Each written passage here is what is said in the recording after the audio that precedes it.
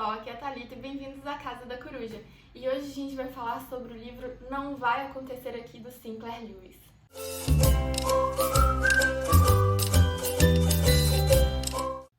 Aqui a gente tem um romance distópico altamente focado na política.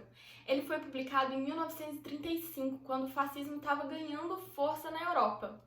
Aqui a gente vai acompanhar um senador americano chamado Buzz, que está concorrendo à presidência dos Estados Unidos. E as suas promessas de campanha são fazer várias reformas econômicas, reformas sociais que ele falava que o país estava precisando, reacender o patriotismo em todo mundo. Ele tem um apelo altamente populista e ele fala que ele vai melhorar a vida de todo mundo, reacendendo os valores tradicionais da sociedade americana. Só que quando ele assume o poder, ele demonstra que não é bem assim que a banda vai tocar. Ele se demonstra um governante altamente autoritário que quer o controle total, utilizando de forças paramilitares, mais ou menos no molde da SS nazista. Os críticos da época, eles falam que o Sinclair Lewis estava escrevendo esse livro baseado num político da época do estado de Louisiana chamado Huey Long, e o Sinclair não queria de jeito nenhum que ele se elegesse porque ele via similaridades desse político com o fascismo que estava tão em voga na Europa.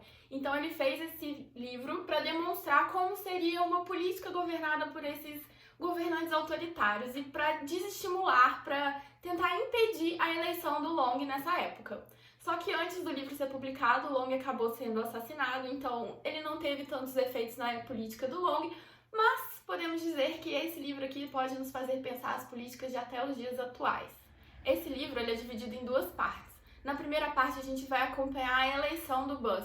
Como foi a sua campanha, a sua proposta de campanha, como ele se apresentava para a população como um político do povo, um político que ia ajudar todo mundo, como eram as propagandas dele. Então a gente tem uma parte bem histórica mesmo, sabe? Como se a gente estivesse acompanhando mesmo as eleições na televisão desse político. E na segunda parte a gente já começa com ele eleito e a gente começa a ver todas as mudanças que ele está fazendo na sociedade, que não são mudanças para o melhor necessariamente. Como eu falei, vai se tornar um governo ditatorial, um governo onde ele vai impor todas as suas vontades, vai controlar a população através da força militar, da força policial. E aí a gente começa a acompanhar alguns dos nossos protagonistas desse livro, que na verdade a gente não acompanha exatamente o Buzz, apesar da gente ter todo esse panorama de como ele se elegeu, de quais eram as propostas dele. Os personagens principais aqui são um grupo de resistência a esse governo.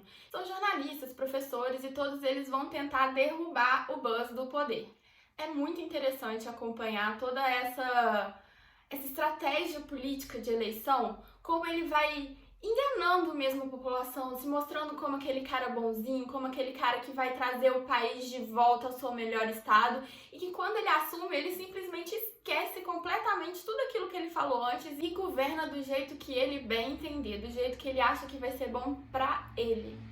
E uma coisa que eu achei muito interessante nesse livro foi uma reflexão que o personagem principal tem aqui, que ele fala que, na verdade, o Buzz só conseguiu chegar no poder porque as pessoas deixaram ele chegar no poder. Ninguém se preocupou em analisar o discurso dele, em ver como que ele era realmente, porque mesmo que os personagens principais eles tenham mais foco na segunda metade, na primeira metade a gente percebe que existem pessoas que conseguem ver que, na verdade, o Buzz é uma fraude, que o que ele tá falando não é verdade, que ele só tá tentando conquistar o eleitorado. E no final, o personagem principal ele vai falar isso, que quem colocou esse governo ditatorial lá foi o povo. O povo deixou o governo lá porque o povo não se preocupou em analisar em quem que eles estavam votando. Então assim, né, gente, qualquer semelhança com a realidade não é mera coincidência. Até hoje esse livro se faz muito atual, porque isso é uma questão da política geral. Qualquer pessoa que foi eleita, que chegou num cargo por eleição, ele foi colocado lá por nós. Então a gente tem que tomar cuidado toda vez que a gente for eleger alguém, pra gente realmente conhecer essa pessoa e saber que depois que a gente colocar ela lá, ela vai seguir com aquilo que ela prometeu. Ela vai continuar com os princípios que ela nos mostrou desde o início. Então, assim, é um livro distópico com uma história incrível de ler, simplesmente pela história, mas também é um livro muito interessante pra gente refletir a política. Independente de qual política, de qual partido a gente esteja falando, isso é uma verdade universal. A gente precisa ter consciência de em quem que a gente tá votando, porque aquela pessoa vai tomar as rédeas ali do nosso país e da nossa vida aqui no Brasil pelos próximos 4 anos. Então, eu achei esse livro muito legal, eu achei um ótimo livro pra gente ler. É um livro que deve ser muito interessante ler em uma leitura conjunta, porque eu acho que ele suscita muitas discussões atuais que são muito interessantes de serem debatidas num grupo maior. Então é isso, pessoal. Espero que vocês tenham gostado da resenha de hoje e eu vejo vocês no próximo vídeo. Tchau!